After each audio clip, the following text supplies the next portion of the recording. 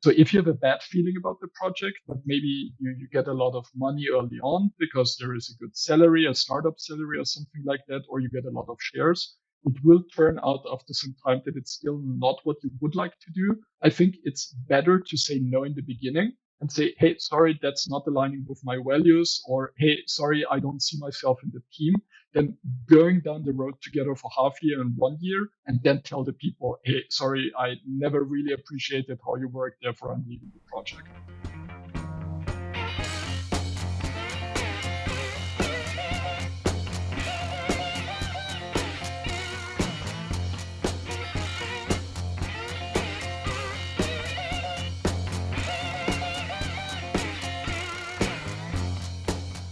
Our featured speaker today is an experienced entrepreneur in the healthcare and MedTech sectors, passionate about helping startups and established companies alike. With over 10 years of experience in the medical device space, he is constantly seeking new ways and innovative ways to solve problems and make a positive impact on the world.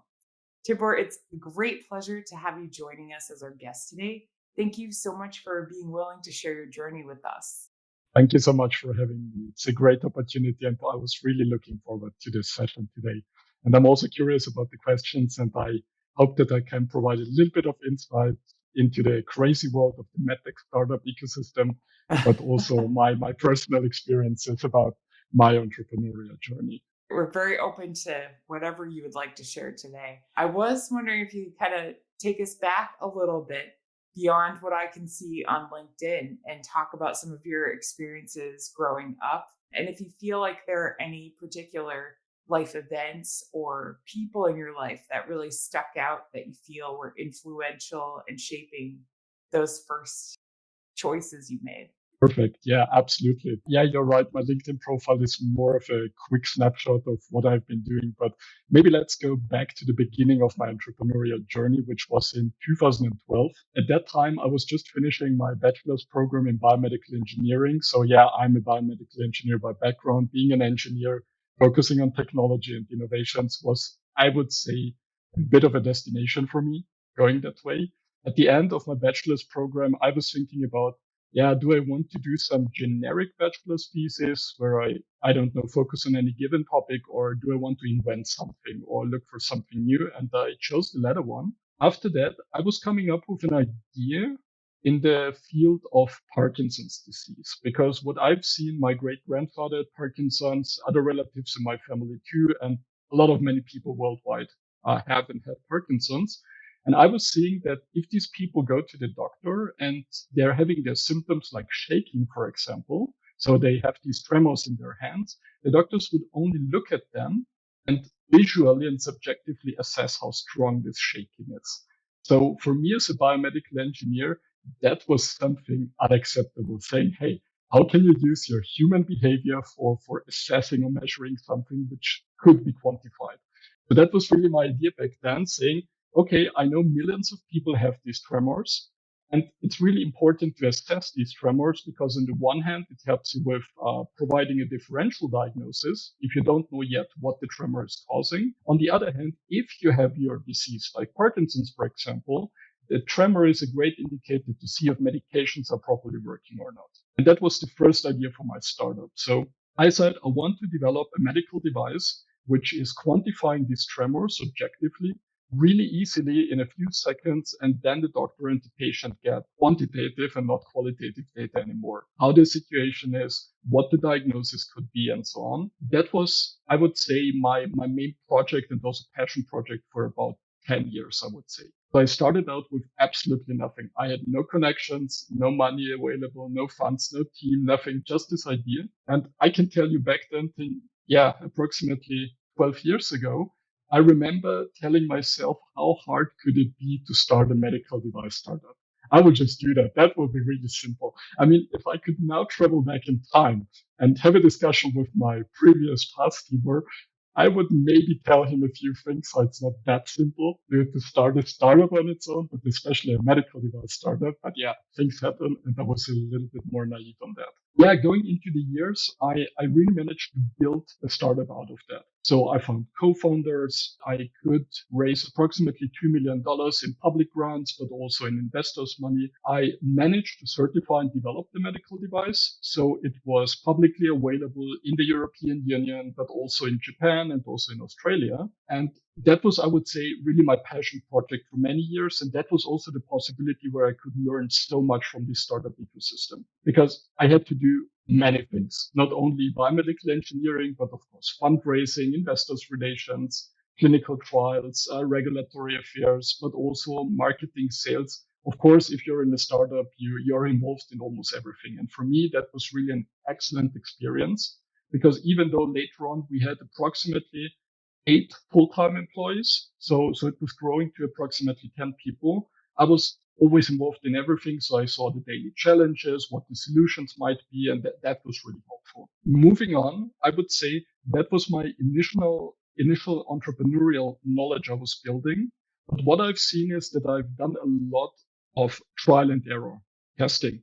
And that was maybe also one big mistake I did because during these 10 years, I made a lot of major mistakes. For example, at the end of the company, the shareholder structure was much too complicated. We had so many small shareholders and a few big shareholders. For the certification of the medical device, since I didn't knew better, our approach of certifying it was too complicated. We could have done it in a fraction of the time. Also regarding market access, we tried B2B first, but then COVID-19 hit. We tried to simply switch to B2C, which didn't work at all, of course, because we've built a B2B product that was a business model and we just tried to copy paste it to a B2C approach altogether. Absolutely impossible to do that. But I would then also say that these were the learnings, in my opinion, all founders or startup entrepreneurs should at least experience once in their lifetime. So I wouldn't wish them to go through all the bad things that also happened to me. But at the same time, I think in some cases, people only learn if they really feel something. I can definitely tell you because I'm also mentoring and consulting startups. If I'm looking at the faces of these first time founders and I tell them, guys, you will need $2 to $3 million to get on the market. You really need to be sure about the product market fit. They say, yeah, we will work it out on the way. And I'm like, no, you shouldn't do that 2 years or 3 years into the project. That should happen immediately at the beginning of the project. And yeah, what happened to that first company? So we originally gained excellent traction in the first few months of entering the market, but that was right before COVID-19. So that wasn't really helpful because our complete sales strategy was going to hospitals and to doctors and show our products and sell our product. Of course, with COVID-19, all the specialists and hospitals said, I'm sorry, but I don't care about Parkinson's right now. I need disinfectants. I need breathing machines and so on. So that's the main focus right now. We then tried to pivot to a B2C approach, but of course that also didn't really work out because people had simply other problems than during COVID times than to focus on Parkinson's. And maybe one interesting thing, because we mentioned the bootcamp earlier, that was really a big revelation for me because at the end of my startup, I went to the leadership bootcamp at MIT. I think it was Bill Olet, but I'm not sure anymore. I think he created some kind of mini checklist. What would be red flags for your startup? And I went through this list and I checked one red flag after the other. The product market fit wasn't too good. Our funding wasn't too well established. The team fit wasn't really given because after so many years, some of the founders didn't want to work anymore on the project. There was no passion anymore. And I was like, oh no, that's not a good sign. I checked almost all the red flags from this list you could have on a startup. And really a few months later, I decided to shut down operations because I saw it wouldn't work out anymore. But the interesting thing is, and this is maybe one really big learning I had, when I had this first shutdown, for me, this was some kind of, I don't know, existential crisis. I have built all my life into this one startup. I wanted it to fly. I was really passionate about it because I wanted to help people and also people with Parkinson's. But then from one day to the other, I had to shut down operations. But then two really interesting things happened. Even though, yeah, maybe let's start with the first thing. I thought people would see me as a complete loser and say, hey, you tried to found something. It didn't work out. You're a loser. You don't know how to do that. But that didn't really happen. And I know in the United States, that's not kind of the mentality. because people only take you seriously if you have at least founded one or two projects. Then you're a real entrepreneur, and not only if you're a first time founder. But in Europe, it's completely different. So in my home country, Austria, for example, if a business is failing publicly, usually you're a complete loser because winning is everything and failing at something is absolutely unacceptable. But even in my network and in my community, nobody said something like this. So I was really relieved that this is not the thing that somebody would think that I'm a loser. And the other thing is, what was another big revelation is that I thought the only way that I could succeed with this project is by my original company, my original team, and the original setup. But interestingly enough, 1 month after shutting down the operations, I was approached by a German medical device startup, which was much better funded, had more people altogether. And they asked me, hey, how about we transfer the assets? How about we buy the company, take the assets into our startup with a new team, new people, and would you like to join us as a co-founder and regulatory expert in that? And for me, that was the big insight about, yeah, okay, maybe there are multiple ways to pursue the same project or goal you're having. And that was really interesting for me because from then on, I saw even if a project is not working on plan A, you can create any other plan B, C, D, E, F, G, and so on, and it could still work out. So that was what happened to my startup. We moved the assets. We integrated the technology in their medical device, which was also focusing on Parkinson's. And that was a perfect fit. I was also spending there approximately 1.5 years focusing on that. And since then, I've been always in the startup game because next week, yeah, I think it will be in 2 weeks approximately. There will be a big announcement for my next startup program I'm joining or the startup company I'm joining. So altogether, I have been in the startup space for 12 years now, maybe not in the same project all the time. We already talked about this topic of serial entrepreneurship. And I would definitely say, yeah, I had this special path of not being the one entrepreneur for one project, but being in multiple projects. At the same time, I was really dedicated for my first project. So it was not like, oh, I'm bored after 1 or 2 years, but I really invested all my resources and time into that one project for 10 years. And what else? So that was my entrepreneurial journey altogether. But at the same time, I somehow also became a regulatory affairs expert for medical devices. And it really started out of a random situation. Back then in my first startup, of course, we had to do these certification procedures for medical devices in Europe. And my team members came to me and said, hey, Tibor, you studied biomedical engineering. You should know how to do that. And I was like, okay, I maybe had one lecture at university where we briefly talked about that, but I have no idea how to do that. So that was one topic I really focused on and said, okay, I have no idea how to do this, but I will learn how to do regulatory affairs for medical devices. And it seems like I was really a geek about that because it not only worked with my company that we got all the certifications, but later on other startups came to me. Hey, Tibor, how did you do that? Or what was your approach? How do you do that? And of course, for starting out, I just gave them the information and the feedback. And after some time, people told me, yeah, you should be a consultant about that because you built 10 years of knowledge, which is probably worth a little bit of money to provide consulting. And then I saw that really a lot of startups in this ecosystem were having the same struggles, saying they have a great technology, they have a great idea, but they don't know at all how to certify and bring their products onto the market. So that was a second focus I was having regarding my community engagement, because through my consulting activities, I'm just thinking about how many companies I supported. I would say since starting my consulting company in Austria, it was, I think, over 30 companies, mostly startups, starting from maybe 1 or 2 people, but also going to maybe 8 to 10 people, but also established companies that want to certify new medical devices. And that was a different kind of engaging in the community because I said, okay, maybe these are not my medical devices, but I help these teams to get to their goal as fast as possible so that they don't lose 3 or 4 years like I did with my first startup. But I told them, hey, we can do the same thing in 1 year, for example, 1.5 years. So that was the second level of engagement in the community. And third, what I still really love to do is if I'm having some meetings, for example, with founders in my community and so on, and they really have some basic questions about I'm a first time founder. What were the biggest mistakes you did? What did you learn from your first company and so on?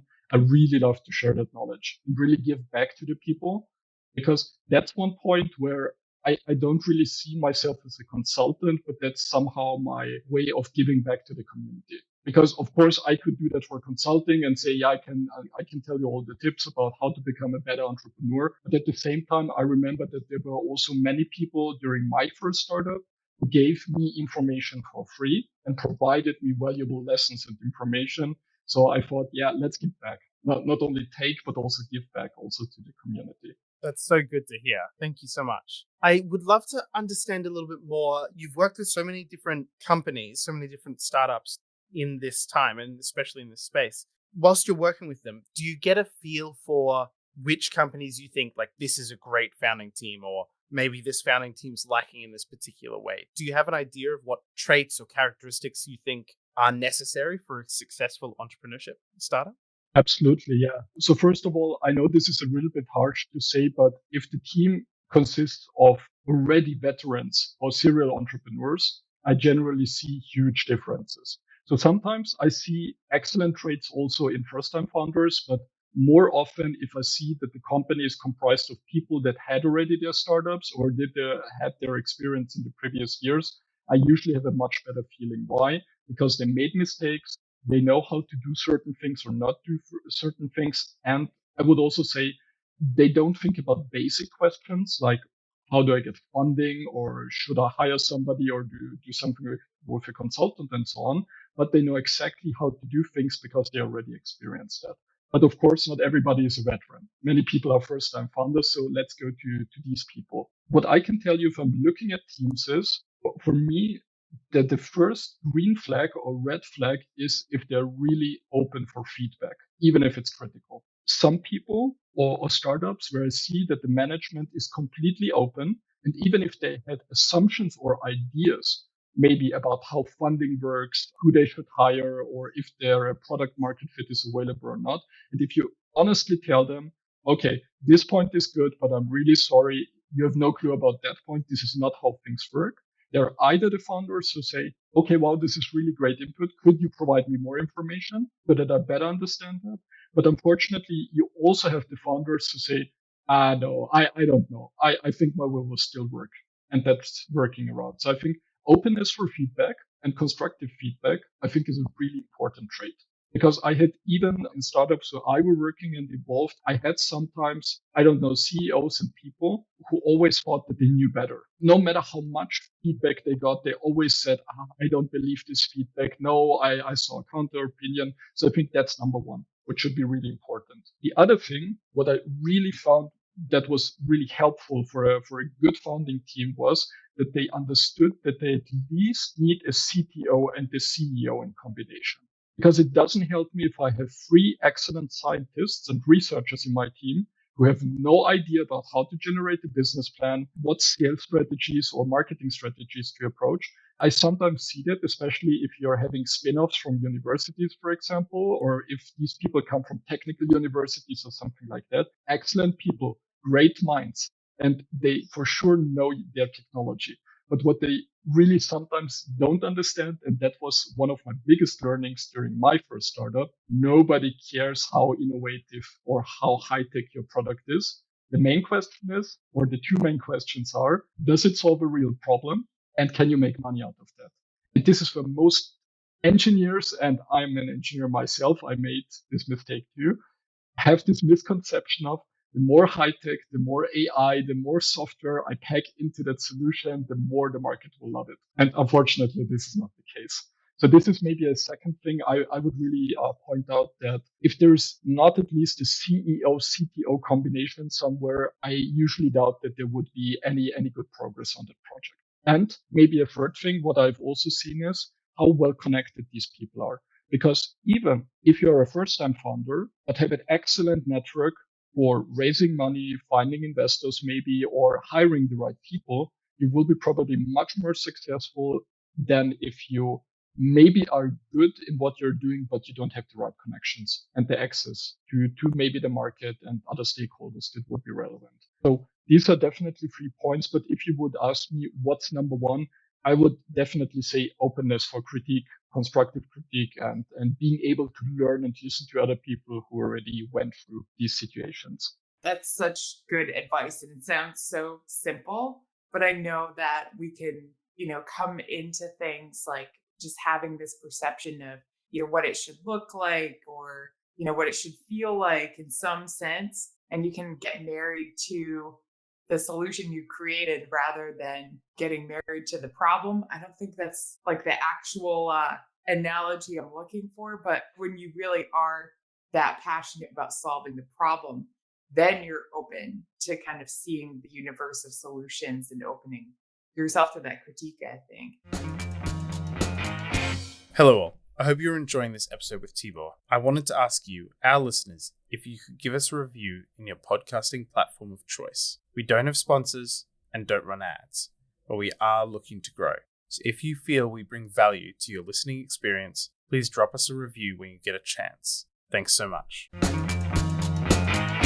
You said some really great things that I actually wrote down. So when you said people only learn when they feel something, I completely agree with you. I think people feel things in different ways, which is what makes teaching and mentoring challenging, but also exciting. But I think it's really great that you realize that as a mentor. And I love that mentality that you have that, because people helped you along the way, you want to do that too. And you had also mentioned, like, as a new founder, you don't have that much money. You don't have money to hire a consultant. And this is, to me, how we make that greater change in the world, that you are helping the generation that's going to help the next generation of scientists. So I really appreciate maybe not just mindset, but that heart set. And then the last thing you said that I was kind of laughing at is, if you're failing, you're a loser. Because you're right, like Silicon Valley and probably, in New England, in the US too, there is this mentality that, you need to just keep going and almost don't even worry about the people, just keep starting something new and drop it before it gets cold. I actually don't know if that permeates throughout the US. And I have really struggled to adopt that because I care about people. And I feel like if I abandon this idea, am I abandoning all these people that believed in it? So going off of that, I love that you've allowed yourself the freedom to try working on so many different projects. And how do you decide when an idea is worth continuing to invest your time, energy, and money? And how do you know when you need to move on, personally? Yeah, so this is such a great question. And believe it or not, after my first startup, I created a checklist for myself for future projects because I saw so many things I loved in my first startup, but I also hated in my first startup. So I really created a checklist that I don't want to go through each and every point because it's really a long one. But if you're really asking me, what are these signs where I say this is a great project or this is a project where I say, sorry, I pass? First of all, the project really needs to align with my personal values. So if tomorrow I get the offer to join, I don't know, any military startup or working in the tobacco industry or something like that, that's simply not aligning with my personal values. Not that I condemn people working in these industries. So I don't say bad or good or anything, but my personal values are about helping people and also in this medical realm of helping people. So I want to have patients having a better life with better technology. I really want to improve that sector. If I see that the project is really aligning with these values, I can help people. It has a positive impact on society. It's also maybe in the medical or medical device realm. That's definitely one green flag where I say, yeah, that looks good. The second thing, what I'm really looking for is what about the team? So that's the second thing, because I really have learned that if you have a great team, you can even put bad products on the market successfully. But if you have an excellent product, but a bad team constellation or combination, it won't work out. So the next thing for me is really looking for who are the people? Do they have the same values? What about the experiences? Is it a diverse team? Because I don't want to have, I don't know, 5 business people or 5 scientists in the team. I want to have a combination of somebody with, I don't know, entrepreneurial skills, someone with a special expert skills and so on.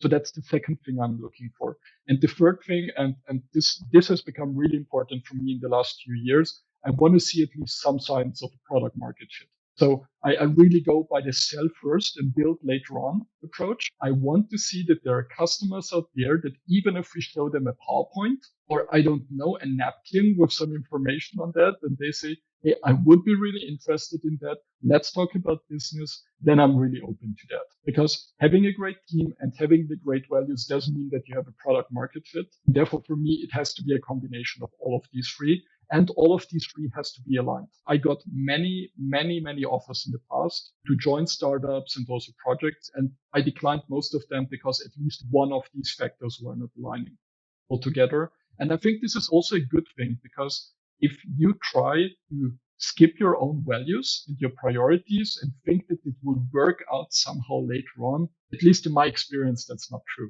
So if you have a bad feeling about the project, but maybe you get a lot of money early on because there is a good salary, a startup salary or something like that, or you get a lot of shares, it will turn out after some time that it's still not what you would like to do. I think it's better to say no in the beginning and say, hey, sorry, that's not aligning with my values, or hey, sorry, I don't see myself in the team, then going down the road together for half year and 1 year, and then tell the people, hey, sorry, I never really appreciated how you worked, therefore I'm leaving the project. So these are for me really important aspects to look for. And as I said, I declined many, many, many projects simply because I said maybe wrong time, not the right people, or I'm not really interested in the project altogether. Absolutely. I think it's so good to have that full alignment in all those spaces, especially when you're talking about like selling first, building later in those hard tech businesses, which seems to be, from my understanding, where you work. It's like you can't dedicate that much time to building something complex and really, really intricate and not have already some reason to believe that it'll actually sell to people. I think that's absolutely an excellent point. Thank you very much for sharing that. This is also something that we discussed before. I think a big problem could be that you fall in love with your project or technology and not with the problem. Because for me, I want to help people. If this is now with a certain medical device or a software that programs other medical devices, or even, I don't know, a platform that can connect doctors and patients with each other, it's always the same goal. And if I fall in love with the technology, and I did with my first startup, so I made that mistake that I was completely falling in love with the technology, then you can't pivot anymore. Pivoting means killing your own baby. You have been working on for so many years, and then you're not objective anymore. You become subjective. You get emotional if you're getting criticized by something. And I think this is really challenging altogether. And it's really so important to focus really on the problem and saying, hey, I want to help people. And there are a million ways how to get there. And we will sell first. So we check out which is one of these 1 million ways to go on. And I fully agree with you. If you spend, I don't know, $3 to $5 million into a tech project, you want to be really sure that there's a product market fit, because the worst thing would be to spend all that money, be on the market after 3 years or something like that. And then everybody says, nice technology, but I don't need that. I'm not interested in that. Absolutely. I feel like you're singing the exact same song of like my journey through my startup, where I fell in love with the product. I like worked on it in the background without talking to anyone about it or trying to sell it. And then I finally got to the point where it was built. I was trying to sell it and I was like, oh, I can't convince anyone to pay money for this. I know the exact tune you're singing there. Thank you so much. This could be just because I don't understand the medtech space, but I've read that personalization is going to be something that's a very big aspect of medtech going forward. Do you think that's sort of just not realistic, or what do you see as being sort of the future of the medtech space going forward? So I can tell you that we are thinking about the same technologies as any other industry. We're thinking about software solutions, home monitoring, remote solutions, software as a service, but even artificial intelligence, deep learning aspects, and so on. So all the same technologies we see also in other industries, we also see in the medtech industry. There's only one big difference. We're having quite a conservative market because regulations are so hard and strict that you simply cannot adopt a new technology and get in on market in 2 to 3 weeks, because most of the regulations are lagging behind on a technological level. So let's take really just a brief example. In Europe, we have quite a strict medical device regulation, which is really hard for startups in Europe to bring their devices on the market. And it doesn't even touch the topic of artificial intelligence. So it's talking about how to document your software, how to check usability, how to do clinical investigations and so on. But there is not a single word about artificial intelligence. But of course, many startups want to use AI because, of course, you can improve diagnostic procedures. You can go through thousands of patient cases and create, as you mentioned, individualized solutions for them instead of having a one size fits all approach. But then regulations come in and say, hey, we didn't define anything, but it seems like a quite risky technology you're adopting here. We need to have really special proof that your devices are safe and effective on that level. We have the situation that we would like to use a lot of state of the art and the top notch technology because it would be meaningful, and maybe white would be meaningful because if you go to an average hospital, and I think it doesn't matter if it's a European hospital or a US hospital, you usually see these chunky, big medical devices with old monitors. They are having even cable connections. And you're asking yourself, but why? Why not Wi-Fi? Why not Bluetooth? Why not having a modern monitor or something like that? And regulations is the answer. Because changing a small detail in technology in this space means to have so much paperwork and documentation approaches that many manufacturers say, I know that my technology is not state of the art for the last 20 years, but I won't change it because it's too much effort and work to have an innovative. And therefore, startups are the solution because they say, I don't care what was state of the art 20 years ago. I want to have a disruptive technology here. And at the same time, this is the funny thing that the times are changing. Before, I would say 10 years ago, if you started a MedTech startup, you mostly want to develop it on your own, certify it on your own, bring it on the market on your own, and so on. Nowadays, with the stricter regulations, if I talk to 10 startups, 8 will ask me, Tibor, what are exit scenarios? How far do I need to develop this project to have a good exit to a big manufacturer or provider to buy this technology? And on the one hand, it's still good because I would say the disruptive technology is still coming to the market because the big ones will bring it to the market because the small ones don't have the budget.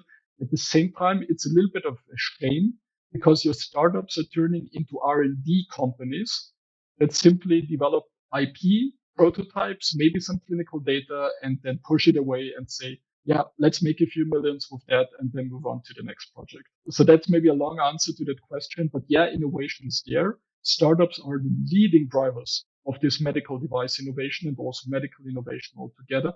But times are changing from I want to build and sell it to I want to exit because I know it's too hard to do it on my own. I mean, that makes so much sense, what you're explaining too, because I mean, to be able to make it at a cost that people can afford it, or then, I don't understand how medical insurance works in each and every part of the world. But in the US, if you want your medical insurance to be able to pay for it, then most likely it's going to be put out through, a big recognized organization that can produce whatever it is at scale at a pretty cheap cost, to your medical provider. I mean, that's a huge challenge. I actually admire that you took on the challenge of becoming a regulatory expert because that's one of the biggest barriers that I see in any medical startup. Even if it doesn't involve a physical device, just not understanding those regulations. Is your knowledge more based in where you live? I know you said you do travel internationally for work, or have you become like a regulatory expert in other parts of the world? So first of all, I don't believe that there is any expert out there who could be an expert on every jurisdiction, law, and regulation worldwide. I can tell you I'm focusing mostly on the European regulations, and even those are so complicated and new guidance documents standards are coming out every week and every month that it's even hard to keep up to date with one regulation. And I cannot imagine somebody saying, oh, I'm doing that for Europe and the United States and Japan and India, maybe. So some people I see maybe on LinkedIn claim that, but I really doubt that they're an expert in 20 or 30 fields altogether. So I'm definitely focusing on Europe and saying, if somebody, for example, really needs US based expertise, then I can provide them some basic information, what the FDA is, what's the difference between a 510K procedure or a PMA procedure. I can help them with the basics, but if they need to know more, I then have a network in the US saying, hey, these are the experts living in the US, living and understanding the US ecosystem who can help you much better than I could from Europe. And vice versa, these people sometimes call me saying, Tibor, I have a client, I have a project in the United States. They would like to come to Europe, but please give them some basic understanding. What does it mean? Come to the European Union, which country to choose, what languages to choose, how's the certification procedure. So I would never claim to know everything about every jurisdiction. I simply think it's impossible because they're too complicated. But at the same time, I'm really focusing on Europe, meaning that if a startup is located in the European Union and wants to make the devices here, I'm the right person, or if somebody worldwide would like to come to the European Union, that's also the situation where I'm the right person. But if somebody would tell me, Tibor, we want to enter the US market in 15 months, how can we work together? Then my answer will be, I tell you how. I will connect you to the right people in the US who can help you. That's how we're working together. Because otherwise, it wouldn't make sense altogether. That makes total sense to me. I think it's such a complex sequence of systems to get agreement from all the different bodies to like let your medical device in. I don't see how you could possibly have one person fully understand all of it. I think it's like having one person in a startup who knows everything. That's almost impossible. That's why you need a team. And it's the same with regulatory affairs. You have your experts for Europe, for the US, for other jurisdictions. Then you have your expert on, I don't know, clinical investigations, biocompatibility. It's just like in a startup. You cannot rely only on yourself because you will never know everything. You always need people who support you and improve your weaknesses altogether. Absolutely. I particularly like the invitation on your LinkedIn profile for others to reach out to you to work together to create a better world through digital health and MedTech. What do you envision a world made better through these things, digital health and MedTech, to look like, say, a decade from now? Do you see any particular barriers that are like the biggest things that we need to overcome? Yeah, definitely. There are more than enough problems we are struggling with the healthcare systems worldwide. So I'm not only talking about the particular country, but really worldwide. And I think one barrier we really have to overcome is this traditional way of how you get treated or diagnosed in our society. And you can take any country here because, first of all, not a single country, in my opinion, is really looking for prevention. There would be so many opportunities to prevent disease because the idea is not to treat disease, it should be preventing disease. So we're having so many technologies right now at home. Smartwatches, smart rings, your smartphone. These are devices that are already absolutely, I'm also having one, and these are already the devices that provide you so much valuable information. How's your sleep? How's your calorie intake? How's your pulse, your blood pressure? So you get all this information already available. But somehow in this world of prevention, we still did not get as a society to the point where we get subsidized for doing that. Because in Europe, for example, or in Austria where I live, I don't get any subsidies if I buy such a ring, if I go to the gym, for example, exercise regularly or buy healthy foods, no subsidies. But if I get a heart attack or if I get cancer or because I was smoking for 20 years, then I get the full program in the hospital.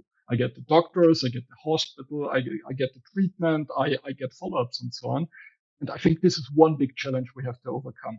This mindset of we just treat patients if they become patients to preventing disease altogether. And the thing is, we already have the technology. It's already available with all these smart devices, even in vitro diagnostics where you could have a lab on a chip up at home and just do, I don't know, once per month, a blood test with a little chip at home where you can provide your blood sample and it gives you all the information.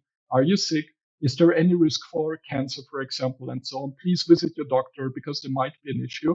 We already have the technology, but somehow we as a society don't appreciate that or are not on that step saying, you know what, let's move from treatment to prevention. And the other big point I'm also seeing, which is not really working right now, is personalized and individualized medicine. Everybody is talking about that, saying in a few years, your drugs and your medications will be personalized to you, but it's still not state of the art. The same with treatments. You get some generic information. Okay, if you're male or female, you get this treatment or that treatment. But what about your genetics? Some people are highly allergic to certain medications or treatments due to their genetics and other factors. Other ones are really taking, for example, drugs well if they take them, aspirin, for example, or other things, or painkillers and so on. The same painkiller could really help one person or make a situation worse for another person. And we're still not at this point of having this personalized approach. Then again, my question is this really a technological issue? Because I remember back in university, I learned that the first project to really analyze the human genome with the Human Genome Project I think it took over 10 years to do so and cost over $1 billion to do that. I would have to double check that, but I think these are the numbers if I remember correctly. Now I can provide my DNA to any startup company. They give me all the important information in 2 weeks and for $250. So it's not that hard anymore to do genetic analysis on yourself and really see what's working or not. So I don't think it's the technological challenge because it's already here. And even with AI, we could have so much more new information gathered and synthesized. I think it's a challenge that you have to convince the society that the old way, how doctors operate, how hospitals work, how insurances work and so on, that's not feasible anymore. We have to introduce a new system, but nobody wants to introduce that system because the first mover is always the one where probably there will be made, some mistakes will be made. And if the first one is not working out, the others say, no, that was a bad idea. We stick to the old system. Maybe as a last point, I do believe that we have to do these changes because people are getting older, our demographics are changing. So it's not like that there are more and more young people available who maybe also finance the system. On the contrary, we have more elderly people who need more care because we have more complex diseases we didn't have before. Let's say 100 years before, Parkinson's wasn't a big deal. High blood sugar, cholesterol levels, and so on. That wasn't diabetes. That wasn't a big deal altogether, which are coming more and more right now. Obesity and so on, lung cancer and so on. We have these situations we didn't have 100 years before, but this also means that we have to adapt as a society. Long story short, I think on a technological level, we are already ready and could do so many changes. But I think as a society, nobody really wants to make this first step and say, forget about the old system. It's not working anymore. We have to do this disruptive change. So it's getting better for everybody altogether. Yeah, and I totally agree with you. I think that's more of a behavioral barrier and a mindset barrier. US healthcare, it really is kind of like every person for themselves. It's not that like we don't have group classes for certain things, but people don't think in the minds. Well, I will say, I was in the trial for Novavax in the US, like just the final one for the COVID-19 vaccine. And there is definitely this mentality that like, oh yeah, I want people to make it better for me, but I don't really want to be one of those people. All you're talking about is like just knowing how many people who are out there that are pre-diabetic that we could incentivize to go to the gym.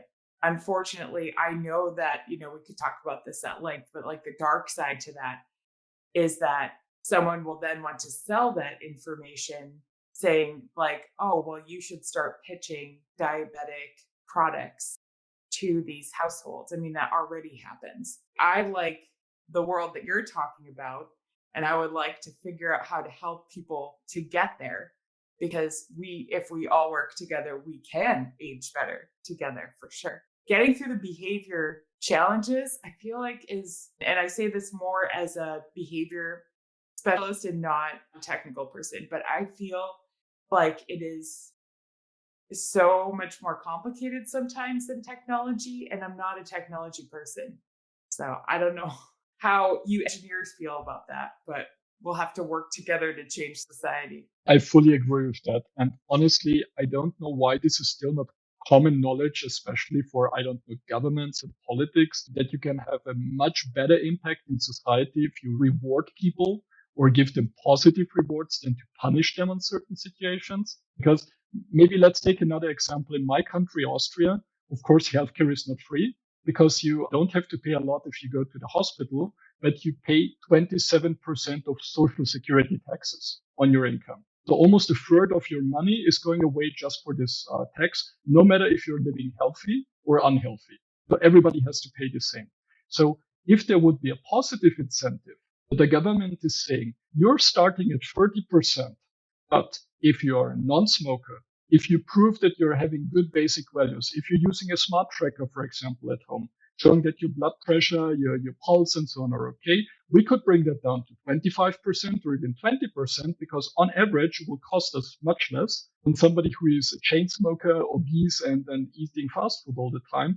I think it would be such a great incentive for many people to say, you know what, I quit smoking because then I have to pay less taxes and then I get more money to spend on, for example.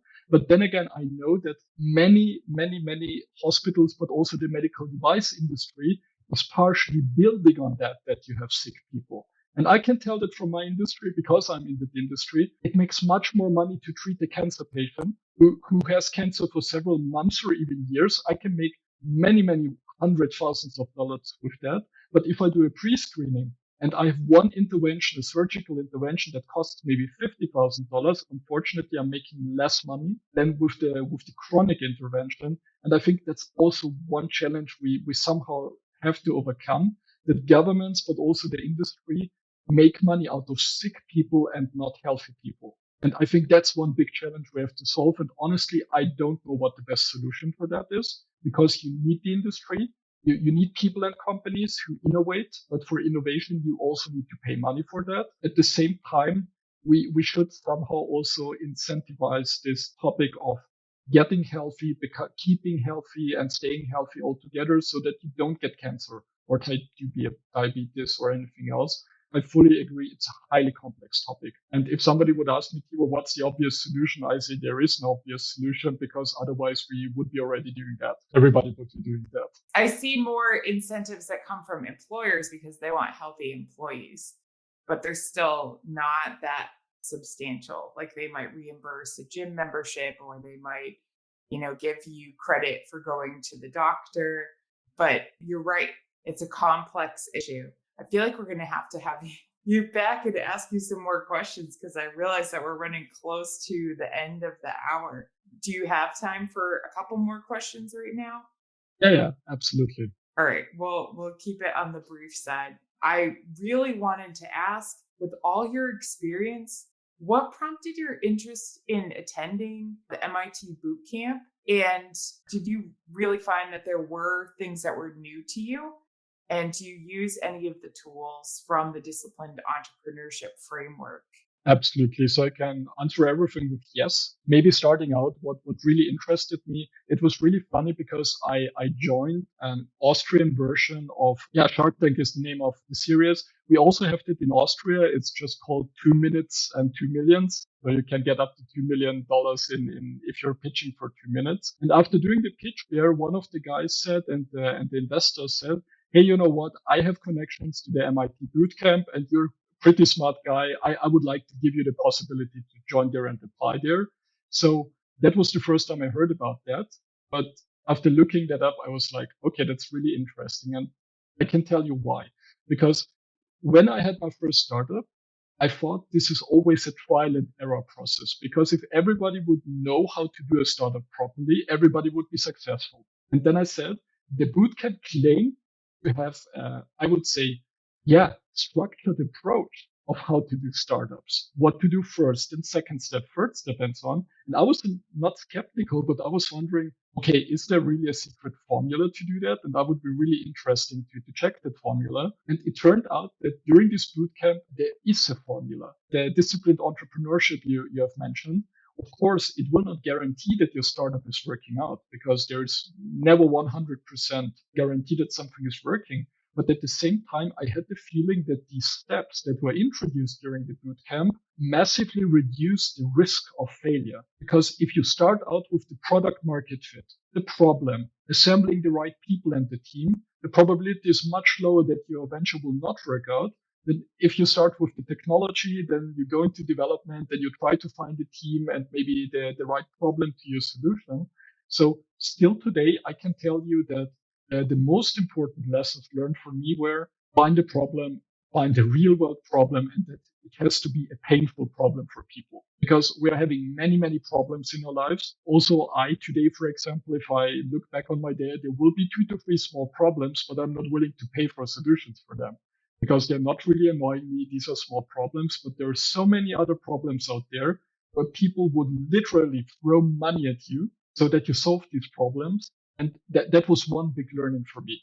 Really focus on the problem first. Nobody cares about what your solution is unless you don't have the proper problem matching to that. And I think one of the biggest risks, and that was also mentioned by the boot camp, was it's quite risky if you first have a solution like a new technology and then you try to invent or find a suitable problem. Because then again, you love your technology, you have spent so much time on that, and now you try to find a suitable market, which isn't impossible to do. It's still a viable approach, but I think it's much easier the other way around. This one information about find the problem first and build everything upon that, that was so important to me. And also these early steps about sell first, build then, get your customers as early as possible. Who are your customers? Are they really willing to pay? Because one example is in Austria, we have this weird mentality that if you're a startup and you talk to customers, nobody will be rude to you. Nobody will be telling you in the face that's a bad idea or that's stupid or nonsense. But they also won't tell you that they will never buy it. They usually say, and this is something typical Austrian, oh, that's interesting. This is an interesting technology. And unfortunately, startups and founders think, oh, that means that they will buy it. But let's be honest. I find a Lamborghini interesting, but I will never buy a Lamborghini just because it's interesting. So that's the big difference between there, that you really have to know that your customers are also paying for your product. And I think Bill Olet was the one who really made that quote saying, the only metric for a successful business is paying customers. It's not how much money you raised. It's not how many patents you have. It's really about do your customers pay money or not. And that's still my North Star when I'm looking for projects and also for startups. Do I really find people if they're willing to invest money or not on these products? Absolutely. Thank you so much. And we do have one last question I do want to ask that we always like to ask. Is that all right with you? Yeah, absolutely. This question, I want you to interpret it however makes the most sense to you, because it is quite open-ended. And the question is basically, what do you think has been the best lesson or takeaway from your journey so far? / do you have any words of wisdom you might want to leave with us? So feel free to take that, whatever resonates with you best. Yeah, that's really a good question. And I've learned so much in the previous years and also in the previous decade. And then there were so many aspects where I say that really helped me or that were big revelations. But I think the biggest takeaway I had, and if I remember correctly, it was also a quote by Naval Ravikant, who I really enjoyed because his summary of how to become really a good entrepreneur with having still good ethics and working on projects was that the priority is, first of all, what people I'm working with. That's number one. Then what project I'm working on, and then how much time and energy and so on I'm investing in that. Because if I have the right people, if I have the right project, the third option won't be that important anymore because I will be so passionate about working about the project that I even don't care if it's 80 hours a week or more or something like that. Do it always in this priority. Who are you working with? What are you working on? And then only the last one, how are you working on that? That's the biggest takeaway I've learned on myself. And also I saw that Navar Ravikant was having similar experiences there. I was really amazed that it's sometimes so simple. It's not about, okay, here's a formula with 200 elements that you have to put into there.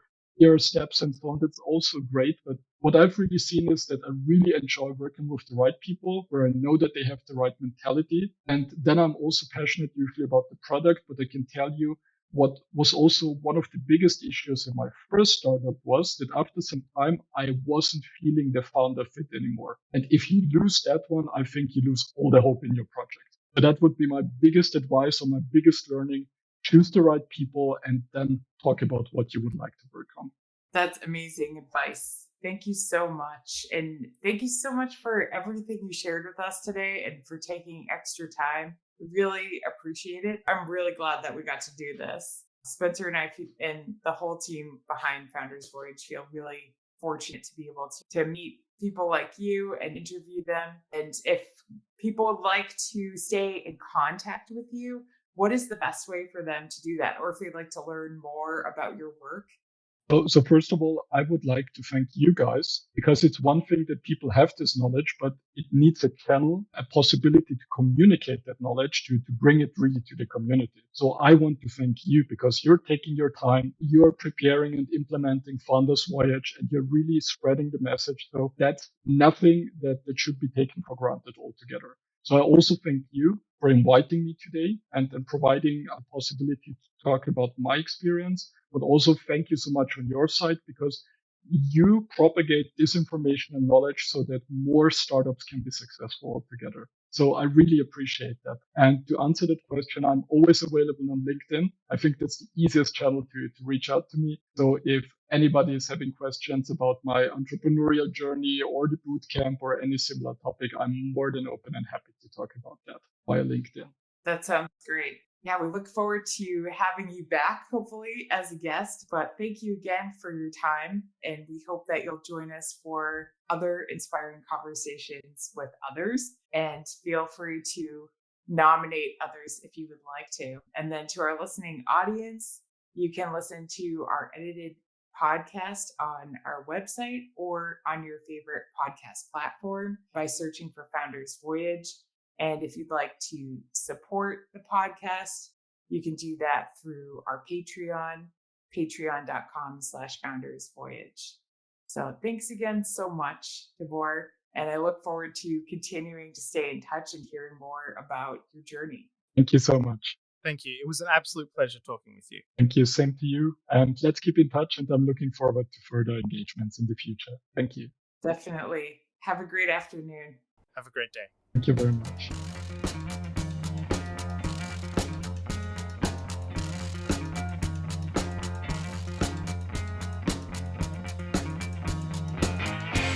You've just finished another episode of Founders Voyage, the podcast for entrepreneurs by entrepreneurs. The team at Founders Voyage wants to thank you from the bottom of our hearts. We hope you enjoyed your time with us, and if so, please share this with someone else who might enjoy this podcast.